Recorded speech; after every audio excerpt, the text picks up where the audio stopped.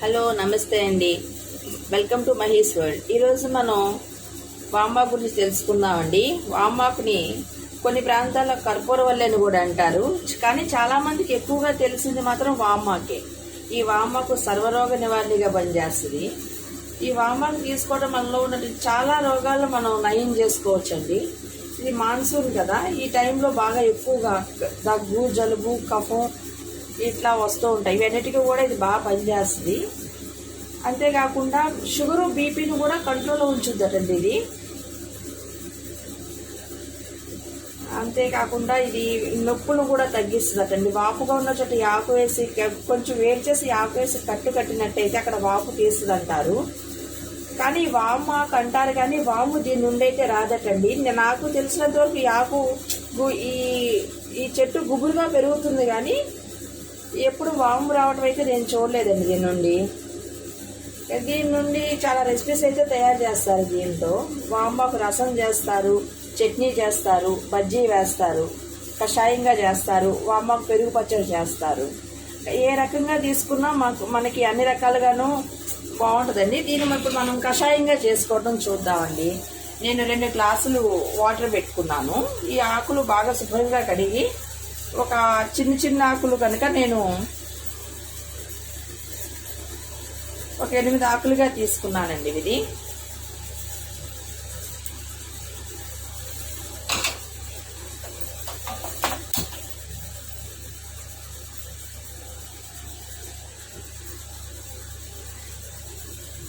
ఇది మామూలు అందరి ఇంట్లో కూడా పెంచుకోవచ్చండి. ఈ మొక్కని పెరట్లో పెట్టితే చాలా బాగా పెరుగుతుంది. దీనికి పెద్ద ప్లేస్ కూడా అవసరం ఉండదండి. చిన్న కుండీల్లో కూడా పెంచవచ్చు వీటిని. దీనికి వేరు కూడా అవసరం అని ఏం లేదు. ఈ మామూలుగా ఎక్కడైనా మొక్క కనిపించినా చిన్న కొమ్మగా తీసుకొచ్చి నాటినైనా సరే బాగా వస్తుందండి. ఇది బాగా గుబురుగా పెడుతుంది. ప్రతి ఇంటిలోనూ ఉండాల్సిన మొక్క ఇది.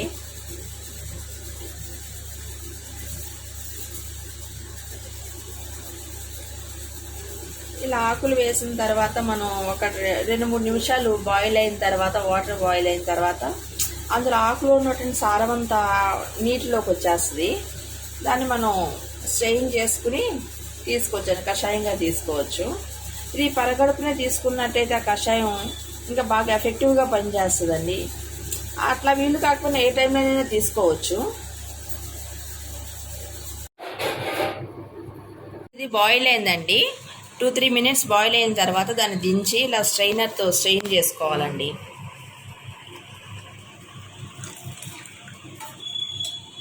ఆ స్ట్రైనర్తో స్ట్రెయిన్ చేసుకున్న తర్వాత ఇట్లా కొంచెం గోరువెచ్చగా అయినాక మనం తీసుకోవచ్చా అండి. దీనిలో ఇట్లా డైరెక్ట్ ఎట్లా అయినా తీసుకోవచ్చు, లేకపోతే కొంచెం హనీ కలిపైనా తీసుకోవచ్చు. కానీ పంచదార, బెల్లంతో పాటుగా తేనె కూడా అవాయిడ్ చేయటం మంచిదండి. తేనె కూడా షుగర్గా కన్వర్ట్ అవుతుంది అంటున్నారు, కనుక అది మనం అవాయిడ్ చేయటమే మంచిది. మనం ఏ విధంగా తీసుకున్నా సరే వామాకు మంచిది కనుక మనం ఏదో రకంగా ప్రతిరోజు తీసుకోవటం మంచిదండి. ఇది చాలా ఈజీగా కూడా పెంచుకోవచ్చు కనుక చిన్న కొమ్మ పెట్టినా మనం ఇంటి ఆవరణలో పెంచుకోవడం మంచిది.